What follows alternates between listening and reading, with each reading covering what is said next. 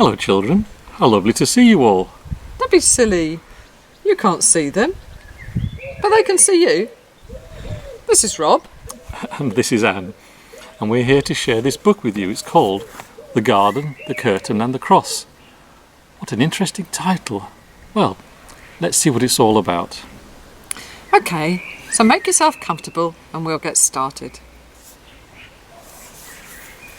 The garden, the curtain and the cross.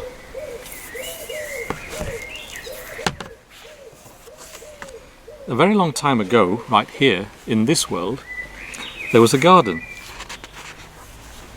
In the garden everything was wonderful. The world was full of laughing and playing and smiling and fun. There was nothing bad ever. There was no one sad ever. And best of all, God was there. Hello, Adam. Hello, Eve. He had made it all. He was in charge. He loved it all. People could see God and speak to God and just enjoy being with God. Eve, God's here. He wants to walk with us again. How cool is that? Yay! I bet it's going to be even more amazing than yesterday. It was wonderful to live with God. But then, one day, the people did a terrible thing. They decided they didn't want to do what God said.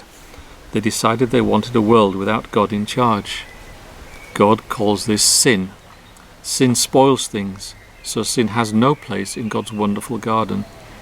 God said to the people, "You can't live with me in my garden anymore," and he sent them outside. To show the people they had to stay outside, God put some warrior angels in front of the garden. The angels were like a big keep out sign. Now, things were sometimes bad and people were sometimes sad. But people still kept sinning because they didn't want God to be in charge. So no one could come into God's wonderful place.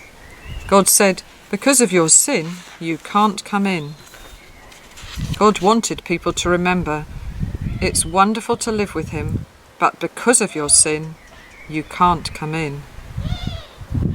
So he told the people to build a special building called his temple, where he would live. In the middle of the temple was the most wonderful place in the world, the place where God was, with nothing bad and nothing sad. It was very exciting. But then God told people to put up a big curtain around this wonderful place. The curtain had pictures of warrior angels on it. It was a big keep out sign. For hundreds of years, the temple curtain reminded people that God said, "It is wonderful to live with him, but because of your sin, you can't come in." Babies became grown-ups and had babies, and those babies became grown-ups and had babies, and those babies became grown-ups and had babies. Hundreds of summers and winters passed by, and the keep-out curtain stayed in the temple. Then, one day, God the Son came to live in this world as a person. He was called Jesus. Jesus always did what God said. Jesus never sinned. And Jesus visited the temple where the keep out sign hung. Jesus knew that things were sometimes bad and sometimes sad.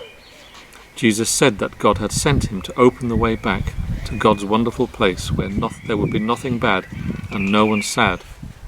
But people still didn't want to let God be in charge. So they decided to put Jesus on a cross to die. It was the most bad thing that had ever happened. It was the most sad day of all time. But Jesus had a plan. He had always planned to die on the cross. What a strange plan. Why would God's Son plan to die? On the cross, Jesus took our sin. All the bad things we do and all the sad things they cause, Jesus took them all from us. And when he did, something amazing, astonishing, astounding happened. the curtain tore. God had ripped up the keep out sign. God's wonderful place is open again. Because Jesus died, we can go in.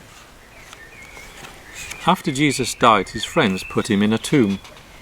They were very sad. For 2 days nothing happened. Then the next morning Jesus' friends went to see his body in the tomb, and it wasn't there. A little later on, Jesus' friends were all together, and suddenly Jesus was there, alive. Suddenly his friends weren't sad. Now they were so happy. God had brought Jesus back to life so that he could live in God's wonderful place forever. And Jesus has sent everyone an invitation to come and live with him there too. He tells us, God says it is wonderful to live with him. Because of your sin you can't come in, but I died on the cross to take your sin. So all my friends can now come in. We can live with God forever. There will be nothing bad and no one sad. Come on in, friends. We will see God and speak to him and just enjoy being with him, just as he'd planned. It will be wonderful to live with him, and it's all because of Jesus. We will say every day, "Thank you, King Jesus. You're amazing." And you can start today saying that. Thank you, King Jesus. You are amazing. Let's pray.